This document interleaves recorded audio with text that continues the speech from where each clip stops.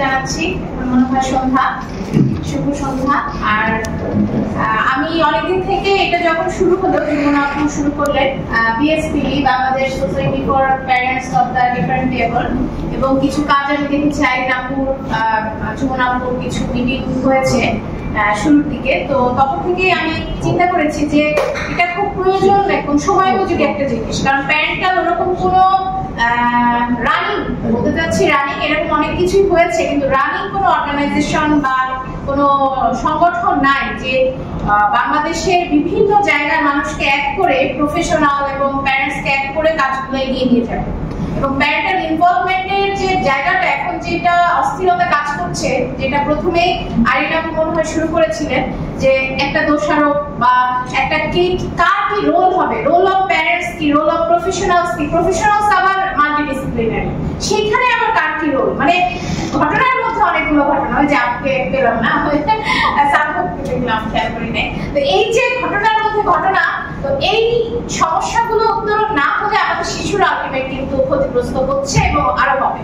তো এই জায়গা থেকে স্কুলের কাজ কি, থেরাপিস্টের কাজ কি, অথবা সাইকোলজিস্টের কাজ কি, এই প্রত্যেকটা জায়গা থেকে প্যারেন্টসরা ক্লিয়ার হলে কিন্তু প্যারেন্টসরা সঠিক গাইডলাইন দিতে পারবে এবং কাজ করতে পারবে, কি করতে হবে, কোথায় করতে হবে। এই ক্ষেত্রে আমার মনে হয় বিএসপিডি খুব একটা গুরুত্বপূর্ণ ভূমিকা রাখবে। এবং আমি আশা করছি যে আমরা যেই স্বপ্নগুলো দেখি যে আমাদের দেশের এই যে বিশেষ শিশুদের যে অবস্থা, এবং আমরা একটা চক্রে আবদ্ধ হয়ে আছি, সব চক্রটা একটা র্যাডিক্যাল চেঞ্জ আসবে।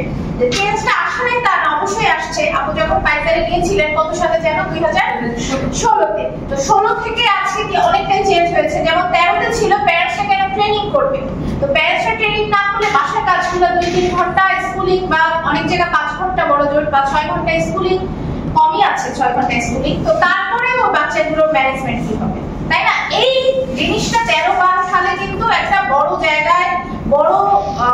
জায়গা বলতে ব্যাপক পরিসরে কিন্তু এই অ্যাওয়ারনেসটা ছিল না, যে আজকে কিন্তু মোটামুটি অ্যাওয়ার্ড সবাই। আমরা যখনই কেউ আসে, আমি কিন্তু প্যারেন্টাল কাজ বলে দিচ্ছি, টিচারের কাজ বলে দিচ্ছি, আমি কিছু অ্যাসেসমেন্ট বা কাউন্সিলিং সীমিত পরিসরে যা পরিচিতের মধ্যে আসলে সেখানে প্যারেন্টস, টিচার এই যে রোলস গুলো বলার চেষ্টা করছে, এখন কিন্তু প্যারেন্টস নিতে পারছে এবং প্রফেশনালরা করতে পারছে।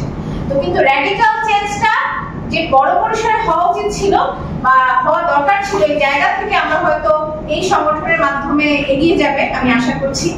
এবং সবাইকে বলছি এখানে যারা আছে যে যার যার জায়গা থেকে আমরা যদি কিছুটা কাজ করি, আমরা মনে ওভারকাম করতে পারবো। যেরকম আপুদের জায়গা থেকে আপু এবং ভাইয়া বললেন, ওনারা এই যে চমৎকার একটা আইডিয়া যে পর্বত, এবং আজকেই আমি বলছিলাম এই যে এডিএসডি শিশুদের এত এনার্জি নিয়ে আমরা কি করব, ইমব্যালেন্স, কিন্তু কেন বিকেএসপি তে ওদের জন্য আলাদা কোনো ব্যবস্থা নাই। আজকে কথা হচ্ছিল আমার ক্লাসে যে আলাদা একটা বিকেএসপি তে ওদের এনার্জি, ওরা ফুটবলে অনেক খুব প্যাশনেটেড, তো খুব অল্প কিছু স্কিল শিখে দিলে খুব ভালো একজন ফুটবলার হতে পারে, কিন্তু স্কুল থেকে ড্রপ আউট হয়ে যাচ্ছে এবং ও মনে করছে যে জীবন থেকে কিন্তু অনেক কিছু হারিয়ে যাচ্ছে এবং ওর জীবনটা কিন্তু আরো ছোট হয়ে যাচ্ছে।